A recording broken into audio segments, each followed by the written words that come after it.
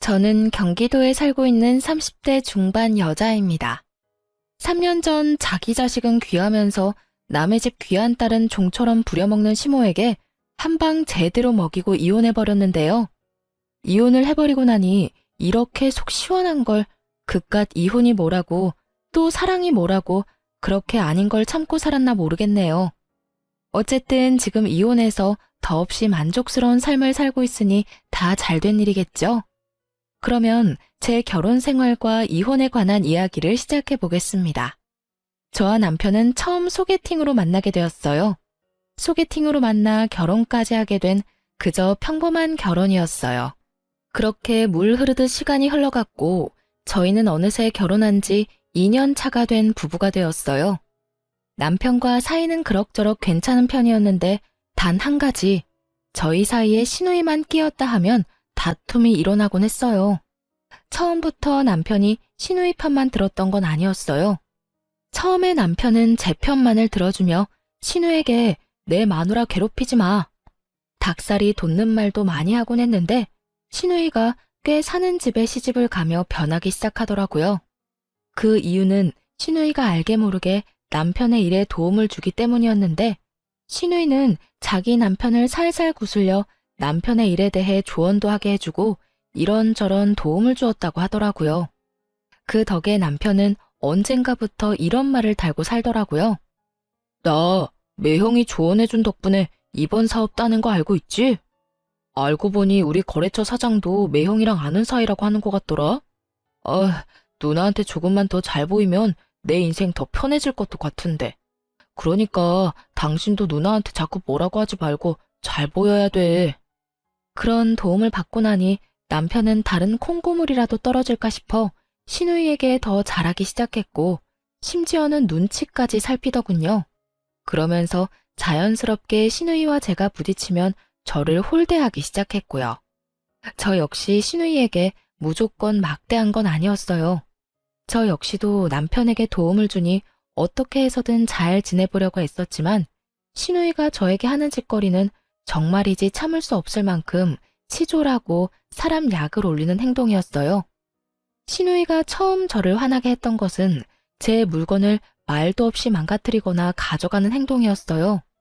신혼집에서 가까운 곳에 살던 시누이는 이런저런 이유를 대며 저희 집에 오곤 했는데 사실은 제 물건을 가지고 가려고 그렇게 자주 왔나 싶을 정도로 제 물건을 묻지도 따지지도 않고 마구잡이로 가져가곤 했어요.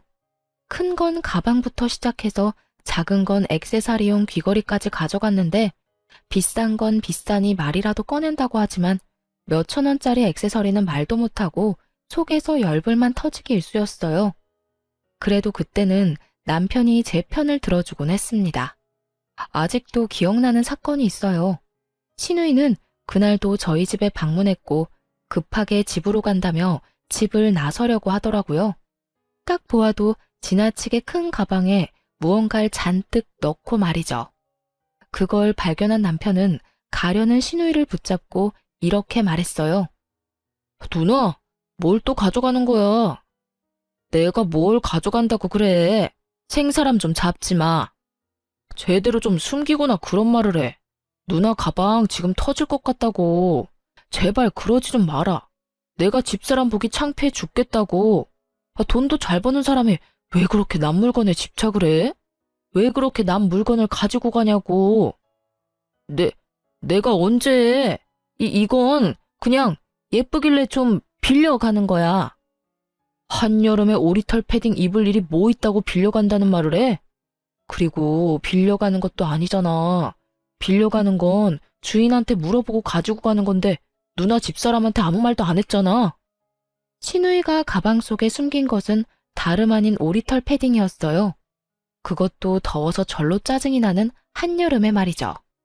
시누이는 남편의 핀잔에 민망하면서도 화가 났는지 가방에 구겨 넣었던 패딩을 내팽겨 쳤어요. 치사하다 치사해. 더럽고 치사해서 안 가지고 간다고. 그래, 더럽고 치사하니까 앞으로도 좀 가지고 가지 마. 이렇게 제 편을 들어주던 남편이 참 든든했는데 어느새 남편은 제 편은커녕 형님 대변인 노릇만 하는 사람이 되었더군요. 그날도 형님이 다녀갔고 전 이런저런 집안일을 하느라 형님에게 잠시 시선을 뗀 사이 또 제 물건을 가지고 갔더라고요. 이번엔 립스틱이었는데 친구가 선물로 주며 립스틱에 각인까지 새겨줬던 터라 유난히 애정을 가지고 쓰던 것이었죠. 아, 진짜. 형님 또 가지고 갔어. 또 내 립스틱 가지고 갔다고. 그딴 립스틱 얼마나 한다고 이 난리야. 그리고 가지고 가고 싶어서 가지고 갔겠어? 누나가 어떤 집에 시집을 갔는데 그냥 색이 예뻐서 발라봤는데 어쩌다 보니 가방에 들어갔겠지. 속상했겠다. 누나가 왜 그랬지?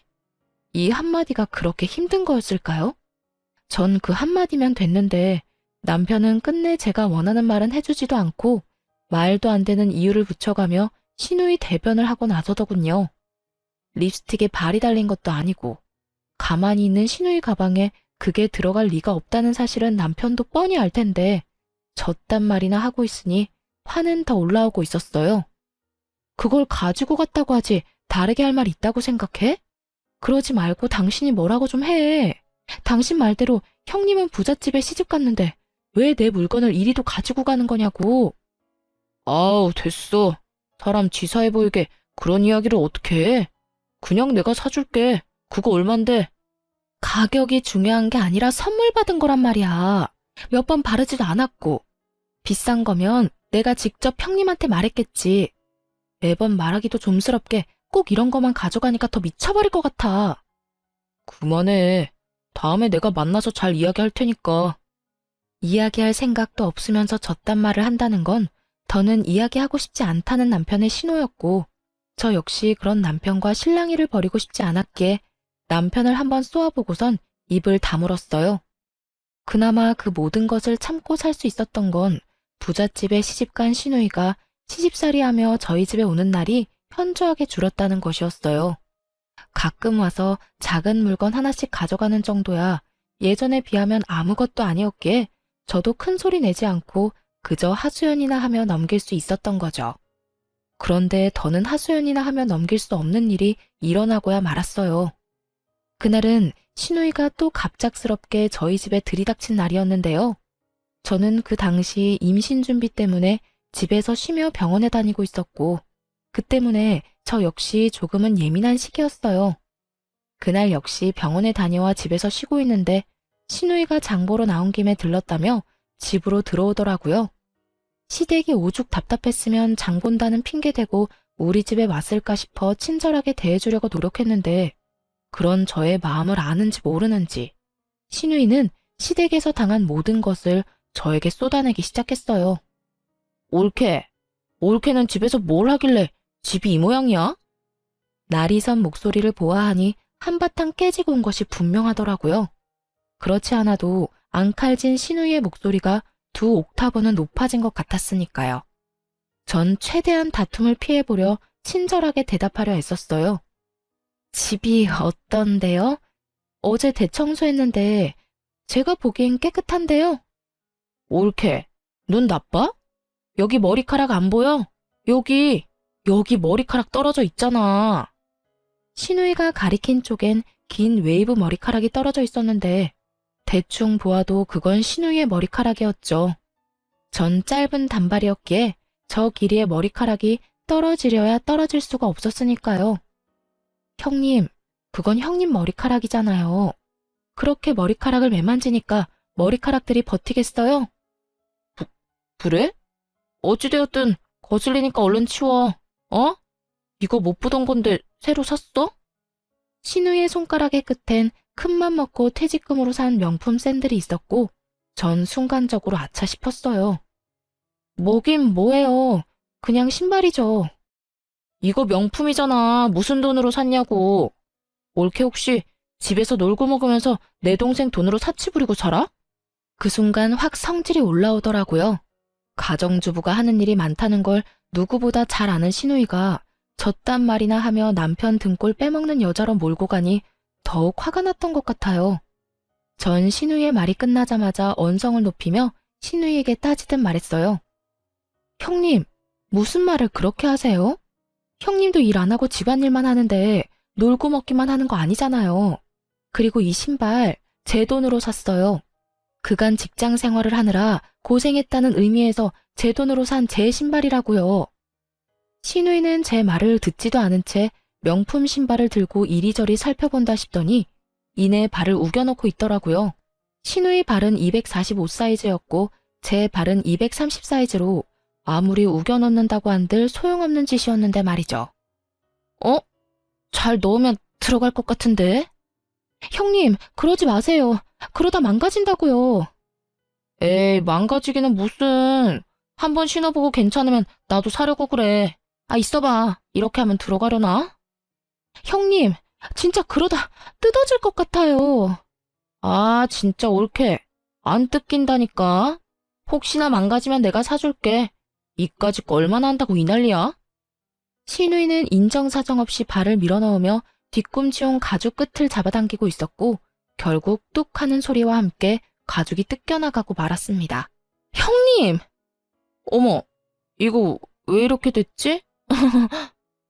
멋쩍은 듯 웃는 신우이와 깊은 탄식과 함께 얼굴을 감싸지고야만 저의 사이엔 신우이의 얄미운 웃음소리만 맴돌고 있었어요.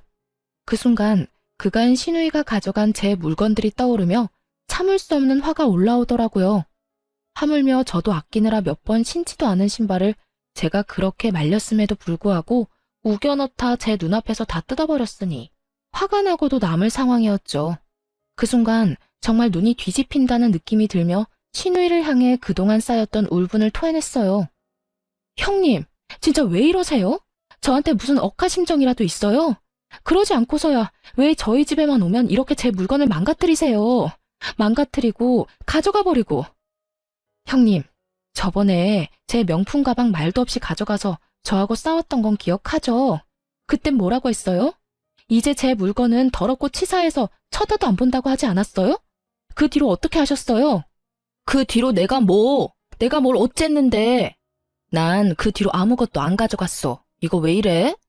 동서 그 정도 피해의식이면 병적인 거야. 병원에 가봐. 생사람 잡지 말고. 신우이는 제가 아무것도 몰라 아무 말도 안 했다고 생각하는지 딱 잡아떼며 저를 무슨 정신병이라도 걸린 사람 취급을 해대더라고요. 저는 그 모습에 더 화가 나 더럽고 치사해서 말하지 못했던 물건들을 집어주며 신우이에게 따져 물었죠. 병원은 형님이 가보셔야죠. 그 정도면 제가 아니라 형님이 무슨 문제가 있는 거라고요. 립스틱, 향수, 머리핀, 스카프 등등.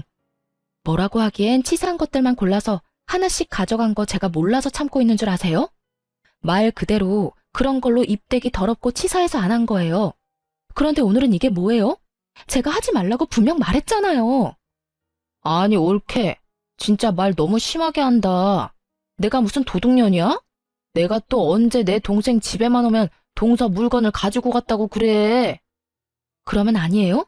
올 때마다 꼭 하나씩은 가져가시잖아요. 아니거든. 몇 번 안 가지고 갈 때도 있었거든. 언제요? 있긴 있었죠. 저나 남편한테 딱 걸려서 안 가지고 간 게 아니라 못 가져간 적은 여러 번 있긴 하죠. 옳게. 진짜 그런 식으로 말할 거야? 알겠어. 내가 더럽고 치사해서 옳게 물건은 쳐다도 안 볼 거야. 진짜야. 이까짓 것들 얼마나 한다고 이 난리를 부리는지 모르겠네. 그냥 선물 줬다고 생각하면 서로 편하잖아. 선물도 제 마음에서 우러나야 줄 수 있는 거예요. 형님 같으면 형님한테 선물 주고 싶겠어요? 그리고 매번 이까짓 거 그러는데 다른 건 다 됐고 얼마 되지도 않는 이까짓 신발 가격 문자로 보낼 테니까 오늘 내로 입금해 주세요. 조금 전까지만 해도 당장 돈을 붙일 것처럼 굴던 신우이는 막상 제가 정말 돈을 요구하자 눈을 동그랗게 뜨고 저를 보며 이렇게 말하더라고요. 뭐? 지금 나한테 가족끼리 신발값을 받겠다는 거야? 네, 형님이 이까지 신발 망가지면 사준다고 하셨잖아요. 사주는 거 대신 돈으로 주세요. 형님이 짝퉁을 사줄지 중고로 사줄지 제가 어떻게 알고 신발로 받겠어요? 그러니까 돈으로 입금해 주시고 오늘은 이만 가주세요. 지금 당장 가달라고요. 저는 신우이를 밀어내며 닥달했고 신우이는 그런 제 행동이 어이가 없다는 듯 들고 있던 신발을 제 얼굴에 던져버리고 집을 나가버리더라고요. 그 순간 정말 생각 같아선 신발로 뒤통수를 날려버리고 싶은 걸 얼마나 참았나 모릅니다. 그래서 신우이가 돈을 보내줬냐고요? 아니요. 신우이는 끝끝내 돈을 붙여주지 않았고 그 후론 연락도 저희 집에 발걸음도 하지 않았어요.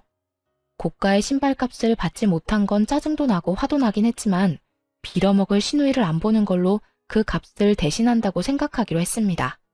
그렇게 생각해야만 제 화를 다스릴 수 있을 것 같았거든요. 생각보다 신우이가 오지 않는다는 확신에서 주는 심적 안정과 평화로움은 더 달콤했습니다. 이런 컨디션이라면 그렇게 노력해도 안 되던 임신도 당장 될 것만 같은 기분마저 느껴졌어요. 그렇게 평화로운 시간이 지나고 있었는데 어느 날은 시모에게 시댁으로 오라는 연락이 왔더라고요. 이유를 물어도 대답을 해주지 않는 것이 미심쩍긴 했지만 오라는데 가지 않을 수도 없는 노릇이라 무거운 발걸음으로 시댁으로 가게 되었죠. 시댁에 들어서는 순간 저는 경악을 금치 못했어요. 시댁 거실 한가득 절인 배추가 보였고 그 한가운데에 선 시모는 저를 보자마자 일을 시켜 먹으려 들었으니까요. 왔니? 얼른 앞치마 하고 오거라. 오늘 김장 좀 해야 해. 네? 김장철도 아닌데 무슨 김장이에요. 아니, 이게 다 몇 포기예요? 얼마 안 되는데 50포기는 넘는데 100포기는 안 될 거야. 그래도 내가 너 힘들까봐 절인 배추를 산 거니까 고마운 줄 알아. 요즘에 이런 시어머니가 어디 있니? 네, 이런 시어머니가 또 없긴 하죠. 요즘 누가 김장철도 아닌 때에 식구도 없는 집에서 100포기씩 김장을 하나요? 심지어 저희 집 김치냉장고엔 김치가 가득한데 말이죠. 제가 알기론 시댁에도 남은 김치가 절반은 넘게 남았던 걸로 아는데 갑자기 김장이라고 하니 의아한 기분이 들었어요. 그런데 어머님, 갑자기 웬 김장이에요? 어머님네 김치도 아직 많이 남았잖아요. 어머님도 그렇고 남편도 그렇고. 김치 별로 안 먹어서 먹을 사람도 없는데 이만큼이나 해서 어쩌시려고 이렇게나 많이 하세요? 우리 먹을 거 아니다. 네 형님 줄 거야. 그 망할 옆에 내가 글쎄 내 딸한테 혼자 김장을 해라고 했다지 뭐니. 김장철도 아닌데 김치는 무슨 김치야. 그 옆에 내가 남의 집 귀한 딸을 부려먹어도 적당히 부려먹을 생각을 해야지. 아니, 내 딸이 뭘 잘못했다고 그렇게 괴롭히는지 모르겠다니까. 고이한 노인네가. 정말 헛웃음이 나오지 않나요? 저도 친정에선 오빠 3명의 딸 하나로 어렵게 얻은 귀한 고명딸인데 시모가 이런 사실을 잊고 있는 듯 하더라고요. 그러니 남의 집 귀한 딸인 저한테 심지어는 저희가 먹지도 않을 김장을 시키며 사돈을 저리 욕하는 걸 보아하니까요. 그래서 저 역시 귀한 고명딸임을 알려주기로 했어요. 그러게요. 사돈 어르신 너무했네요. 김장철도 아닌데. 남의 집 귀한 딸한테 김장 100포기가 무슨 짓이래요? 그렇죠, 어머님? 내 말이 그 말이야. 오랜만에 네가 대화가 통하는구나. 이게 말이 되는 일이야? 하여튼 그 옆에 내 상식도 없고 아주 심보가 고약하다니까. 아유, 일단 얼른 서두르자. 좀 있으면 네 형님 올 거야. 그 전에 우리가 대충 마무리해야 걔는 편히 쉬다가 가지. 그런데 어머님, 저도 저희 집 귀한 딸이에요. 남자만 득실한 집에서 빌고 또 빌어 낳은 귀한 고명딸이라고요. 그런데 그 귀한 고명딸을 어머님께서 김장을 시키시네요? 그것도 형님네 김장을요. 어머님 생각엔 제가 이걸 해야 한다고 생각하세요? 제 말을 들은 시모는 당황하기는커녕 누구보다 태어난 목소리로 이렇게 말하더군요. 넌 내 며느리잖니? 당연히 해야지. 네 시누이랑 너랑 같니? 그 순간 아 하고 깨달음을 얻었어요. 더는 이렇게 살면 안 되겠다는 깨달음이었죠. 시모도 처음부턴 이러지 않았습니다. 물론 조금은 시집살이는 있었지만 남들 다 겪고 사는 선을 지키는 적당한 시집살이였어요.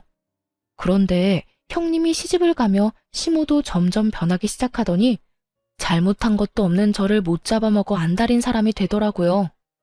시집살이를 당하는 시누이를 보며 자신이 너무 착하게 저를 대했다고 생각했는지 시누이가 당하고 오는 날엔 시누이가 당한 그대로 저에게 해버리는 경우가 종종 있었어요. 그간에는 어떻게 해서든 참아보려고 했는데 더는 참을 수가 없는 지경이었죠. 어머님, 똥 묻은 개가 겨 묻은 개 나무란다는 말 아시죠? 그래, 알지. 그런데 그 말은 갑자기 왜?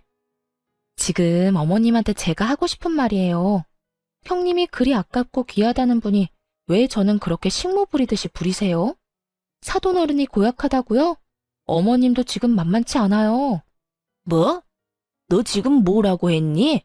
나보고 고약하다고 했니? 어디 그딴 옆에 내하고 같은 취급을 해? 아, 제가 실수했네요. 어머님은 사돈 어른보다 더 심해요. 진짜 기가 막혀서. 제가요, 내리사랑은 들어봤어도 내리김장은 듣도 보도 못했네요. 어떻게 형님 김장을 저한테 다 하라고 할 수가 있어요? 제가 무슨 혹은 줄 아세요?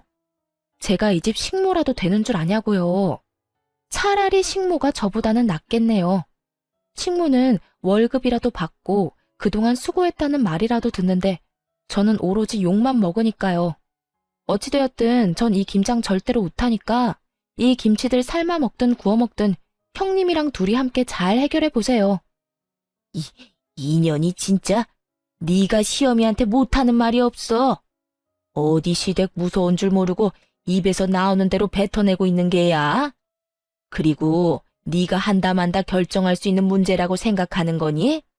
너는 그냥 내가 시키면 그 입 뻥끗도 하지 말고 시키는 대로 다 하면 돼. 알겠어? 제가 어머님이 기르는 똥개라도 되는 줄 아시나 본데 동물도 어머님처럼 괴롭히면 확 물어버려요. 그건 아시죠? 그러니까 제가 마지막 예의 챙겨드릴 때 그만하세요. 더는 이런 취급 받고 살지 않을 거니까요. 뭐야? 너 지금 날 상대로 겁주고 있는 거냐? 감히 네가 시어머니인 나를? 아주 네 버르장머리가 하늘을 찌르는구나. 어디서 보고 배운 거 없이 이따위로 구는 거야? 시모는 그야말로 노발대발 화를 내고 있었고 저는 그러거나 말거나 집에 갈 채비를 하고 있었어요. 그 순간 시댁으로 시누이가 들어왔고 화를 내는 시모를 본다 싶더니 저에게 상황을 물어오더군요. 옳게, 이게 무슨 상황이야? 우리 엄마 왜 저렇게 화가 난 거야? 절인 김치를 보고도 몰라서 묻는 거예요? 형님네 김장은 제발 형님 혼자 알아서 좀 하세요. 나이가 몇 살인데 무슨 일만 있으면 쪼르르 친정에 와서 징징거리는 거예요. 아니, 징징거리고 끝나는 문제면 몰라. 왜 애먼 사람까지 스트레스 받게 만드냐고요. 어쨌든 나는 이 김장 절대 못하니까 형님 혼자 알아서 잘하세요. 저는 바닥에 떨어져 있던 앞치마와 장갑을 시누이 손에 줘버렸고 시누이는 제가 준 장갑과 앞치마를 내려다보더니 이렇게 소리치더라고요. 아니, 내가 이걸 왜 해? 우리 엄마가 올케한테 하라고 시켰다며. 그러면 올케가 해야지. 애초에 이건 형님 시어머님이 형님한테 시킨 거라고요. 이 말이 무슨 말인지 모르겠어요? 이 일은 애초에 내 일이 아니라 형님 일이란 뜻이라고요. 자기의 일은 스스로 하자. 몰라요? 몰랐으면 이참에 좀 아세요. 요즘 5살짜리도 자기 일은 자기가 알아서 한다고요. 너 지금 말 다 했어? 내가 5살짜리 애보다 못하단 이 뜻이니? 아, 다 됐고 내가 다 못 들은 말로 해줄 테니 얼른 일이나 해. 지금 이러고 있을 시간 없단 말이야. 얼른 하라고. 이럴 시간이 없으면 혼자 다 하시면 되겠네요. 전 그냥 집에 갈 테니까. 제가 무슨 호구인 줄 아나 본데 저 호구 아니거든요. 그러니까 이 김장 혼자 알아서 하라고요. 난 못한다고 몇 번 말해? 네가 하라고. 네가 다 하고 가라고. 제 말에 약이 오를 대로 오른 시누이는 제 얼굴에 쥐고 있던 고무장갑과 앞치마를 던지며 끝까지 저에게 생떼를 부리더군요. 처음도 아니고 2번이나 시누이가 던진 물건에 얼굴을 맞아버리니 화가 치솟아 오르며 이대로 가만히 있으면 안 되겠다는 생각을 했어요. 도저히 말로 해선 들어먹을 것 같지 않다고나 할까요? 그래서 전 잘 절인 배추 한 포기를 시누이의 얼굴에 던져버렸습니다. 네, 그 막장 드라마의 한 장면처럼 말이죠. 야, 미친 게 지금 나한테 뭘 던지는 거야? 직접 맞아보고도 모르겠어? 왜, 한 포기 더 맞아볼래? 그러면 알겠어? 너 나한테 그따위 것 또 던지기만 해봐. 내가 가만히 안 있을 거야? 가만히 안 있으면 어쩔 건데. 그리고 너는 매번 나한테 이것저것 던져댔으면서 나는 왜 안 돼? 너 지금 나한테 너라고 했어? 감히 하늘 같은 형님한테 반말을 해? 하늘 같은 소리 한다. 정신 좀 차려라. 하는 짓거리는 땅보다도 못한 짓을 하면서 하늘 대접은 받고 싶어 하는 게 말이 된다고 생각해? 야, 더 하고 싶은 말도 없고 네 얼굴 보고 싶지도 않으니까 다신 나 부르지도 말고 연락도 하지 마. 그리고 이 김장도 네가 알아서 해. 알겠어? 야, 너 진짜 내가 가만 있을 줄 알아? 내가 너 내 동생이랑 이혼시킬 거야. 어떻게 해서든 내 동생이랑 이혼시키고 말 거라고. 그때 가서 후회하지 마. 그때 가서 울고불고 매달려도 소용없다 이거야. 저는 끝까지 정신을 못 차리는 신우이에게 한마디 해주고 시댁을 나와버렸습니다. 나라고 가만히 있을 줄 알아? 너 한 번만 더 이딴 짓 시키면 내가 네 시댁에 찾아가서 그 잘난 사돈어른한테 네가 어떤 인간인지 다 말해줄 거야. 알겠어? 그때 가서 너나 후회하지 마. 나는 네가 내 앞에서 무릎 꿇고 울고불고 빌어도 눈도 하나 깜짝 안 할 거니까. 전 그대로 뒤를 돌아 집으로 돌아왔고 샤워를 한 후 소파에 앉아 화를 식히고 있었어요. 찬물로 샤워를 했는데도 얼마나 화가 났는지 열기가 식지 않더라고요. 가만히 앉아 아무리 생각해도 남편 놈은 시댁 편이나 들 것이 뻔했고 이제는 결정을 내려야 한다는 생각이 들었죠. 시댁 문제만 아니면 남편과 싸울 일도 없을 뿐더러 오히려 사이가 좋았던 편이라 이혼을 생각한 적은 있었지만 그건 다들 한 번씩은 하는 홧김에 잠시 해보는 생각일 뿐이었어요. 하지만 그런 일까지 겪고 나니 더는 이렇게 살고 싶지도 않았고 이 괴롭힘이 줄어들기는커녕 점점 심해질 것이 분명하니 이혼을 처음으로 진지하게 고민하고 또 생각하게 되었죠. 만약 남편이 이 순간의 행동을 똑바로 해준다면 시댁의 발길을 끊고 신우이와 연을 끊는 것으로 마무리하겠지만 그렇지 않다면 이혼해야 한다는 쪽으로 마음이 기울고 있었어요. 그런 생각들을 하며 저는 남편을 기다렸고 8시가 넘어도 온다 간다 소식이 없던 남편은 10시가 넘은 시간에 집으로 돌아오더군요. 그런데 남편은 혼자가 아니었어요. 잔뜩 굳은 표정을 한 남편의 뒤로 짐을 가득 들고 들어오는 신우이가 따라 들어오더라고요. 저는 또 이건 무슨 상황인가 싶더라고요. 맨몸으로 신우이가 왔다면 따지러 왔다고 생각할 수도 있겠지만 짐을 들고 들어오니 불안하면서도 의아했어요. 뭐야? 형님은 우리 집으로 들어와? 몰라서 물어. 오늘 당신이 누나네 김장 안 해줬다며. 누나랑 엄마 둘이서 그 많은 김장을 어떻게 해? 누나는 김장해 본 적도 없고 엄마는 나이가 있는데. 그래서 집에서 쫓겨났어. 그 할망구 진짜 너무하는 거 아니야? 아무리 그렇다고 해도 어떻게 사람을 쫓아낼 수 있어? 그래서 우리 집에 데리고 온 거라고? 앞으로 우리 집에서 살려고? 그러면 어떻게 해? 당신 때문에 모든 일이 이렇게 됐는데 우리가 책임져야지. 평생은 아니고 조만간 그 집에서 다시 부르면 돌아가면 되니까 그때까지만 좀 같이 살자. 내가 진짜 마지막 기회 준다고 생각하고 묻는 건데 이 모든 게 나 때문이라고 생각하는 거야? 그러면 누구 때문인데? 다 당신 때문이잖아. 그까지 김장 좀 해주면 되지. 왜 안 해줘서 이런 상황을 만들어? 그리고 당신 우리 누나 절인 김치로 싸대기까지 날렸다며? 내가 진짜 그 이야기 듣는데 내가 다 화가 나더라. 여러모로 당신이 잘못했으니까 당신도 아무 말 하지 말고 누나한테 잘못했다고 빌어 얼른. 그렇게 남편 놈은 마지막 기회마저 날려버리는 소리를 해대고 있었고 그 순간 잡고 있던 모든 끈이 끊어져 나가는 소리가 들리더군요. 신발 벗지 말고 너도 나가. 참 많이도 고민했는데 남편의 말을 듣는 순간 길었던 고민에 비해 결론은 빠르고 명확하게 결정되더라고요. 그래서 신발도 벗지 않은 두 사람에게 나가라고 소리쳐버렸고 남편과 신우이는 놀란 토끼 눈으로 저를 바라보더군요. 단연 놀란 것은 남편이었는데 아무리 싸워도 이런 말은 한 번도 하지 않았던 저였기에 순간 잘못 들었나 하는 눈빛을 보내며 다시 물어오더군요. 어? 뭐라고? 너도 나가라고. 설마 쫓겨날 수도 있다는 걸 단 한 번도 생각해 본 적 없다는 억울한 눈빛이길래 다시 한번 분명히 말해줬어요. 사돈이 너무한 게 아니라 네가 너무하네. 뭐? 그 김장을 내가 다 해줬어야 한다고? 네 누나 김장 100포기 시키는 사돈어른하고 나한테 우리가 먹지도 않을 김장 100포기 시키는 당신 엄마 중에 누가 더 너무한 것 같니? 100번, 1000번을 생각해도 당신 엄마 아니야? 당신도 똑같아. 어떻게 나한테 그딴 식으로 말할 수가 있어? 난 더는 너 같은 인간이랑 살 생각도 없으니까 나가라고. 제가 소리를 질러대자 시누이가 나서 동생 편을 들며 화를 내기 시작했어요. 야, 너 진짜 오늘 미쳤어?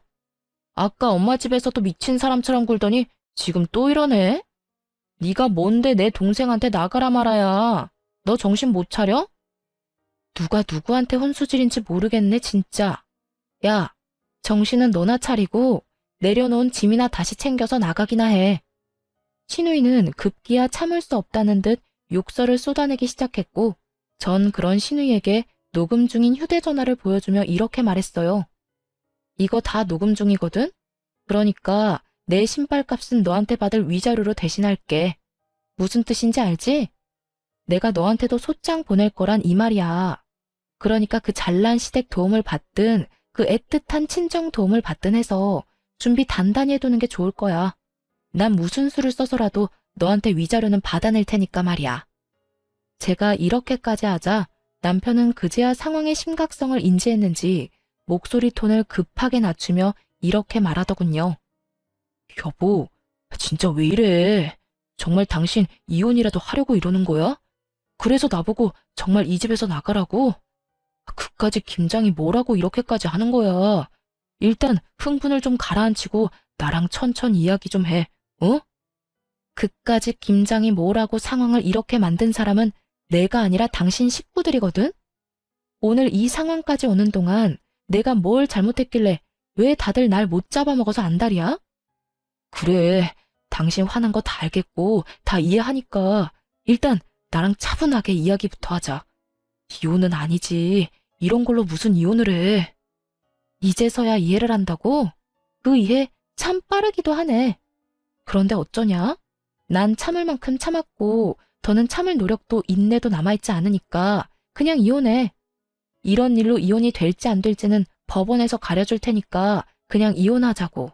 그리고 이 집에서 당장 나가. 저는 남편과 시누이를 밀어냈고 시누이는 끝까지 못 나간다며 되려 저에게 나가라며 고함을 고래고래 질러대더군요.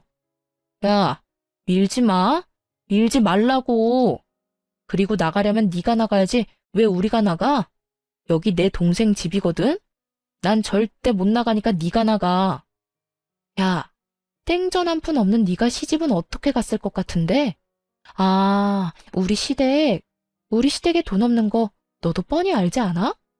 네 시집 자금 우리 집에서 나온 거야. 아니, 정확히는 네 동생 돈이겠네. 네 동생이 네 시집 자금 대준 대신 이 집 명의 내 명의로 해줬다 이거야. 어차피 이 집 마련할 때 내 돈이 더 많이 들어가서 나한테 지분이 더 많긴 했지만 이젠 온전히 내 집이란 이 말이지. 그러니까 당장 꺼져. 네, 그래요. 시누이는 시집 갈 때 모은 돈이 별로 없었고 시댁에서도 도와줄 형편이 되지 않았어요. 어떻게 해야 할지 고민이 많던 시기에 남편이 시누이의 시집 자금을 주게 된 것이었죠.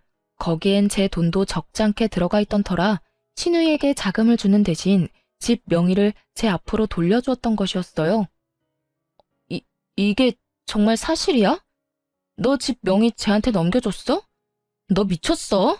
집을 넘겨주면 어떻게 해? 이제 우리 어디 가서 살려고? 그러면 어떻게 하냐? 누나가 그때 돈 내놓으라고 난리 부렸잖아. 나한테 그런 큰 돈이 있을 리도 없고 있다고 한들 집사람이랑 같이 모은 돈뿐인데 누나 시집은 보내야 하니까 그랬지.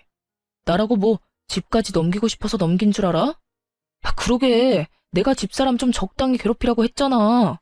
그러다 나 이혼당하면 큰일 난다고. 집까지 넘긴 줄은 몰랐지. 그런 사실은 빨리 말했어야지. 나는 누나 속상할까봐 그랬지. 그리고 누나가 부잣집 시집 갔으니까 언젠가는 다 돌려줄 거라고 생각하기도 했고. 누가 이렇게 될 줄 알았나? 이제 어떻게 해? 우리 진짜 어떻게 하냐고. 그제야 모든 사실을 알게 된 신우이는 망연자실한 얼굴로 중얼거리고 있었고 전 그런 두 사람을 있는 힘껏 밀어 집에서 내쫓아 버렸어요. 쫓기는 그 순간에 신우이는 이대로 쫓겨났다간 정말 큰일이다 싶었는지 제 다리를 붙들고 울고불고 하며 매달리더라고요. 옳게 이대로 사람을 내쫓으면 어떻게 해? 이 야밤에 어딜 가라고. 우리 정말 갈 데가 없어. 이런 꼴로 친정에 갈 수도 없는 노릇이고 정말 갈 데가 없다고. 그러니까 일단 들여보내줘. 들어가서 내가 잘못을 빌든 다신 옳게 괴롭히지 않겠다는 각서를 쓰든 뭐든 할 테니까 일단 집에만 들어가게 해줘. 이제 와서 이래도 아무 소용 없거든? 난 무조건 이혼할 거고 이혼할 마당에 너희 오갈 데 없는 것까지 걱정해주게 생겼어? 넌 아직도 내가 호구로 보이니? 내가 언제 옳게를 호구로 봤다고 그래. 내가 정말로 옳게한테 했던 모든 행동이 미안해서 그래. 너무 미안해서 정식으로 사과라도 하고 싶어서. 그러니까 일단 들어가서 이야기하자. 그래? 그러면 그 진심은 눈꼽만큼도 없는 사과 받은 걸로 칠 테니까 이만하시고 좀 꺼져주세요, 형님. 전 신우이를 뿌리치고 문을 닫아버리곤 도어락 건전지를 빼버렸죠. 밖에선 문을 두드리며 이야기 좀 하자고 난리가 났지만 전 그런 두 사람에게 조용하지 않으면 경찰에 신고해버리겠다고 엄포를 놔버렸어요. 그 후 두 사람은 시댁으로 가버렸고 그렇게 이혼을 진행하게 되었습니다. 전 이혼 준비와 함께 시모와 신우이에게도 소장을 보내버렸어요.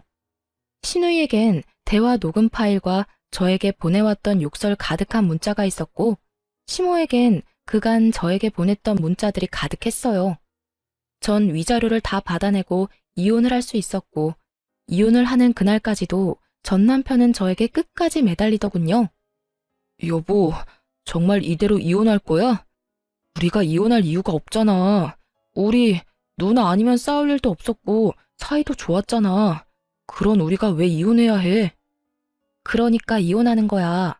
당신은 아무것도 모르니까. 당신 누나 아니면 싸울 일이 없으니까 나도 그래서 참고 살았어. 그런데 당신 누나 아니면 싸울 일이 없다는 건 당신이 당신 누나 하나 막아주지 못하고 있다는 것도 되더라. 당신은 뭐 했니? 내가 당신 누나한테 당하고 괴롭힘 당할 때 당신은 뭐 했냐고. 처음 우리 신혼 때 내 편 들어준 거? 그래봤자 몇 개월이나 된다고. 그 뒤로 당신 그냥 방관자일 뿐이었어. 난 혼자 다 참았고 결국 나 혼자 다 해결하고 당신하고 이혼하는 거라고. 그러니까 더는 이러지 마. 여보, 내가 다 잘못했어. 그러니까 다시 한 번만 생각해주면 안 될까? 내가 진짜 잘할게. 내가 이제 당신 지켜줄게. 웃기지 마. 내가 당신을 몰라? 지금은 잘못했다고 빌겠지. 그러다 내 화 풀리면 당신은 당신 누나 우리 집으로 데리고 오고도 남을 사람이야. 지금도 당신 오갈 데 없이 부모님 집에 다시 들어가게 생기니까 나한테 이렇게 매달리는 거 모를 줄 알아? 그것뿐이야? 당신 전 재산 누나한테 다 줘버렸는데 그거마저도 다 물거품 되게 생겼으니까 나한테 이러는 거 아니야. 나 바보 아니야. 나 더는 참고 살진 않을 거라고. 그런 거 아니야. 나 절대로 우리 누나 집으로 데려오지 않을 거고 당신이 시키는 건 뭐든지 할 거야. 당신이 싫다는 건 절대로 안 하고 말이야. 그러니까 다시 한 번만 나한테 기회를 줘. 이렇게 헤어지는 건 정말 아니잖아. 전 남편은 끝까지 그런 게 아니라며 매달렸지만 전 그런 전 남편을 뿌리치고 돌아왔습니다. 그 후 위자료 문제 때문에 전 남편과 연락할 일이 있어 차단을 하고 있지 않았는데 전 남편에게 전화가 오더군요. 술에 잔뜩 취한 목소리였는데 결국 전 시누이가 이혼까지 하게 됐다며 저에게 따져묻기 시작했어요. 야, 너 때문에 우리 누나 결국 이혼했다. 네가 그 빌어먹을 김장 안 해줘서 이혼했다고. 김장 안 했다고 당할 이혼이면 차라리 잘한 이혼이라고 생각하고 살라 그래. 고작 김장 때문에 이혼당했겠어? 네 누나가 그 집에 속인 게 한두 가지가 아닐 텐데. 그래, 너 잘났다. 네 말대로 우리 누나 대학은 졸업도 못한 데다 나이트나 다니다 결혼한 거 다 들켜서 결혼했다. 그런데 그거 다 들킨 것도 너 때문이야. 네가 누나 시댁으로 소장 보내는 바람에 이 사달이 난 거잖아. 전신우이는 그 잘난 집에 시집을 갈 때 대학 졸업은 물론이고 회사 생활을 하며 신부 수업을 열심히 받고 있다고 속였는데 실상은 그렇지 않았죠. 졸업은커녕 꼴랑 한 학기만 겨우 다니고 말도 없이 휴학을 해버렸고 그 후론 나이트란 나이트는 다 휩쓸고 다니며 나이트에서 신부 수업을 하다 시집을 간 것이었어요. 한동안은 잘 숨기고 살았는데 제가 이혼을 하며 소장을 보내버렸고 그 소장을 본 시댁에서 무언가 석연치 않다고 생각했는지 뒤늦게 전신우의 뒷조사를 하게 된 것이었습니다. 그제야 안 사실인데 전신우이는 결혼을 하고도 정신을 못 차렸는지 친정 핑계를 대며 나이트도 들락날락거렸다고 하더군요. 그러니 이혼은 당연한 결과였고 위자료까지 뱉어내고 이혼을 했다 하더군요. 전 남편은 전신우이가 한 짓은 생각도 하지 않고 무조건 제 탓을 하며 여전히 고함을 질러대더군요. 잘못했다며 애절하게 매달리던 사람 어디 갔나 싶었어요. 야, 이게 네 본 모습이야. 알겠니? 무슨 일만 생기면 네 가족 허물은 덮어놓고 무조건 내 탓만 하는 이게 네 본 모습이라고. 그래, 이게 내 본 모습이다. 네가 어쩔 건데 어쩔 거냐고. 그리고 너 우리 누나 어떻게 할 거야? 우리 누나 어떻게 책임질 거냐고. 우리 누나 다시 매형이랑 붙여줄 거 아니면 우리 누나 위자료라도 내놔. 돈이라도 내놓으라고. 너 진짜 제정신 아니구나? 내가 왜 돈을 줘야 하는데? 네 누나가 내 물건 훔쳐간 것만 생각하면 위자료 말고 주머니 속 10원짜리 하나까지 다 쓸어오고 싶은 심정이야, 내가. 그런데 나한테 돈을 내놓으라고?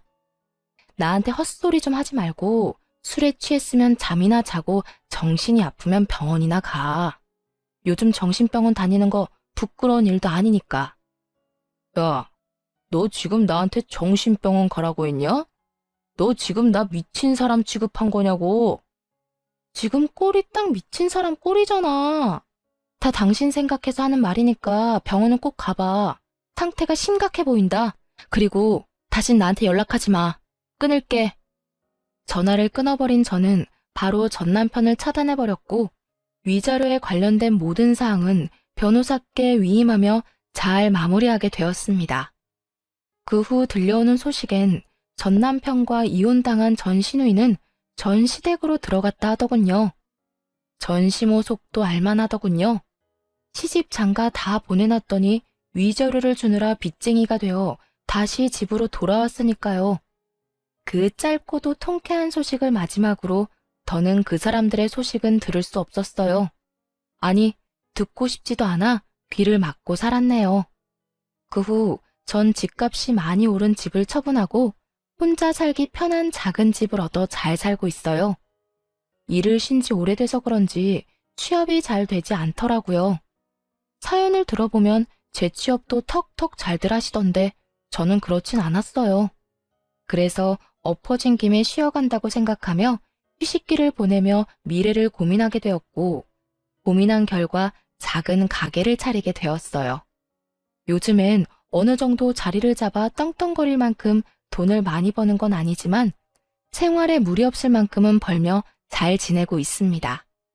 전 앞으로도 이렇게 소소하게 지내며 큰 욕심 부리지 않고 그저 평범하게 살아보려고 해요. 이렇게 살아가다 좋은 사람이 생기면 연애도 다시 하고 꿈이 생기면 그 꿈을 위해 또 노력하며 살아가려고요.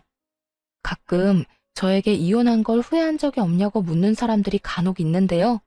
저는 그럴 때마다 이렇게 대답합니다. 왜 진작 이혼하지 않았을까? 그 후회는 한다고요. 이거 하나만 빼면 우리 부부 사이엔 아무 문제가 없는데라는 말은 그 하나를 해결하지 않아 우리가 계속 싸우고 있음을 너무 늦게야 깨달은 것이었죠. 어쨌든 전 이혼을 하고 난 후 후회는 해본 적도 없고 지금 살아가는 이 삶에 만족하고 행복하답니다. 이로써 저의 사연도 끝이 났습니다.